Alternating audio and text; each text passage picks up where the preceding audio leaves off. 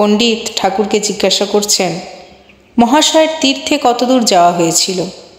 ঠাকুর বলছেন, হ্যাঁ, কতক জায়গা দেখেছি।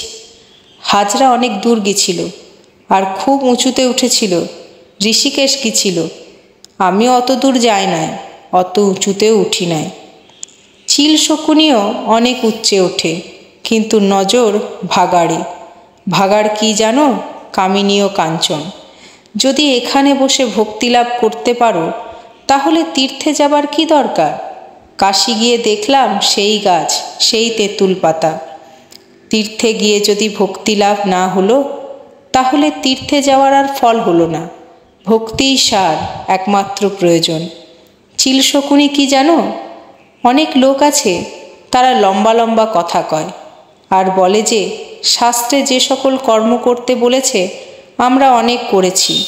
এদিকে তাদের মন ভারী বিষয়াসক্ত, টাকা কড়ি, মান সম্ভ্রম, দেহের সুখ, এইসব নিয়ে ব্যস্ত। পণ্ডিত বলছেন, আজ্ঞে হ্যাঁ মহাশয়, তীর্থে যাওয়া যা, আর কৌস্তবমণি ফেলে অন্য হীরামানি খুঁজে বেড়ানোও তা। ঠাকুর বলছেন, আর তুমি এইটি যেন হাজার শিক্ষা দাও, সময় না হলে ফল হবে না। ছেলে বিছানায় শোবার সময় মাকে বললে, মা আমার যখন হাগা পাবে তখন তুমি আমায় উঠিও। মা বললে, বাবা হাগাই তোমাকে উঠাবে, এজন্য তুমি কিছু ভেবো না। সেইরূপ ভগবানের জন্য ব্যাকুল হওয়া ঠিক সময় হলেই হয়। দেখো, 3 রকম বৈদ্য আছে। একরকম তারা নারী দেখে ঔষধ ব্যবস্থা করে চলে যায়, রোগীকে কেবল বলে যায় ঔষধ খেও হে। এরা অধম থাকের বৈদ্য। সেইরূপ কতকগুলি আচার্য উপদেশ দিয়ে যায়, কিন্তু উপদেশে লোকের ভালো হলো কি মন্দ হলো তা দেখে না, তার জন্য ভাবে না। কতকগুলি বৈদ্য আছে, তারা ঔষধ ব্যবস্থা করে রোগীকে ঔষধ খেতে বলে, রোগী যদি খেতে না চায় তাকে অনেক বোঝায়। এরা মধ্যম থাকের বৈদ্য। সেইরূপ মধ্যম থাকের আচার্যও আছে, তারা উপদেশ দেন, আবার অনেক করে লোকদের বোঝান যাতে উপদেশ অনুসারে চলে। আবার উত্তম থাকের বৈদ্য আছে, মিষ্টি কথাতে রোগী যদি না বোঝে তারা জোর পর্যন্ত করে, দরকার হয় রোগীর বুকে হাঁটু দিয়ে রোগীকে ঔষধ গিলিয়ে দেয়। সেইরূপ উত্তম থাকের আচার্য আছে, তারা ঈশ্বরের পথে আনবার জন্য শিষ্যদের উপর জোর পর্যন্ত করেন। পণ্ডিত বলছেন, মহাশয় যদি উত্তম থাকের আচার্য থাকেন তবে কেন আপনি সময় না হলে জ্ঞান হয় না এ কথা বললেন?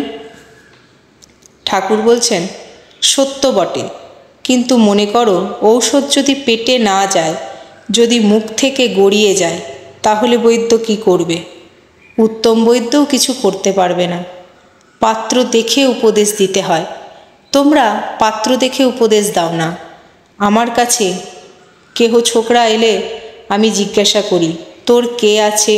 মনে করো বাপ নাই, হয়তো বাপের ঋণ আছে, সে কেমন করে ঈশ্বরের দিকে মন দিবে? শুনছো বাপু?